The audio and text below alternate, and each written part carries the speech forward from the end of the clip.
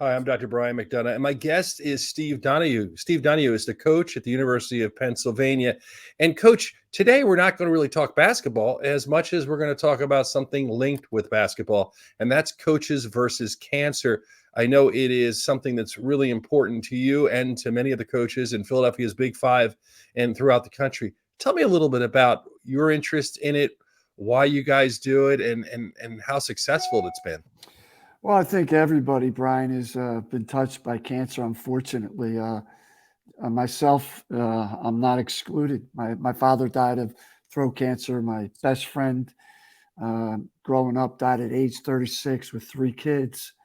Um, and it's, just today I spoke to a good friend whose son has cancer at age 24. So this is something, obviously, that has affected everybody. I think as coaches, in particular in the city, we saw an opportunity through Phil Martelli with St. Joe's and Fran Dunphy at Penn 25 years ago to jump on this and make this our number one charity. And it's been incredibly received, and all the credit goes for the amazing people of the Delaware Valley that have supported all of our events. I know that there is an event, a breakfast on March 14th, where the coaches are going to be down at the Palestra. So there's an opportunity, and we'll put on a link for a number to call if you're interested, but an opportunity to actually meet coaches, hear what they have to say, especially at this exciting time of year. March Madness, so much going on. It's amazing that you guys give of your time with so much on your mind too. Well, it's a great day. I mean, we're all excited. Hopefully, some of us are going to the tournament. But as you said, it's on the floor of the Palestra. We'll have 400 to 500 people. This year, we're honoring longtime Phillies PA announcer and cancer survivor, Dan Baker, along with obviously having all the coaches there as well. An incredible event. If anybody would love to go, it's such a unique basketball setting for a great event on the day after Selection Sunday. And when you talk about it, I know I first heard about it, or I really noticed it by everybody dressed up in their nice suits as coaches and wearing sneakers. And you're like, they're wearing sneakers. And then they would explain it's coaches versus cancer. And I think that was a really great marketing idea, because after a couple of years, I said, oh, it must be coaches versus cancer. That you started to figure it out. And it was, I guess, at least in the Philadelphia area, Phil Martelli, I remember being heavily involved initially, and he's such a charismatic guy. He put his heart and soul behind it.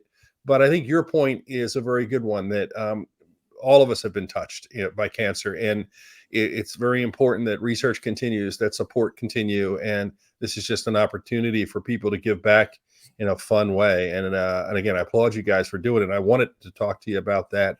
Also, want to talk a little bit about you and your players and having to deal with COVID in the college sports. Last week, I interviewed a physician who talked about working in student health and what a struggle it was bringing kids back to college and making sure they were safe and going through this whole pandemic. Just learned tonight, obviously it's public knowledge, but you're home right now, unable to coach your team in person because you're battling COVID.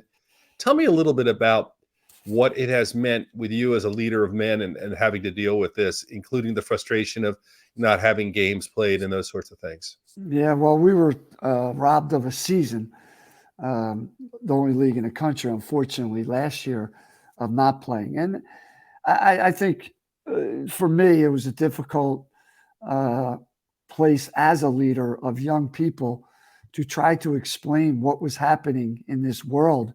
And for all of us, Brian, none of us ever experienced anything like this. So not to have, hey, here's how we're going to get through it. Here's the answers. It was difficult. That's why this makes this year so special. Just getting back to somewhat normal and fans in the stands. And, these kids, the small window they have to play college basketball is here. And so as much as it's been a bit disappointing, it's still exhilarating and exciting to know that, we play this weekend in our conference tournament with the thought of trying to hear our name on Selection Sunday and go to the NCAA tournament. So it's been up and down like all of us. This has obviously affected so many people in even way worse ways than college basketball, but we all been affected for sure. And have there been learning opportunities for the players? I mean, things you've shared with them? I mean, I would think just dealing with frustration of canceling a season if they're saying, well, wait a minute, other kids are playing. Why aren't we? Those kinds of things. It has been. You know what? I would say it's a learning experience for everybody, myself included. I just could have never imagined that the world turned the way it did. And, we're older adults. And I tried just to share that we all just had to be grateful for what we got. Like, yeah, I mean, we're not playing basketball, but we're healthy. We're still around each other. We're still part of a great group. For these guys, they didn't lose the year. They get that year back. It was basically a pause. And as I said, just be grateful that we're healthy. We're playing a sport we love with guys we love, and we got through it. During the time, I was just saying, let's win the weight. Let's see how much growth we can have in every little thing we do.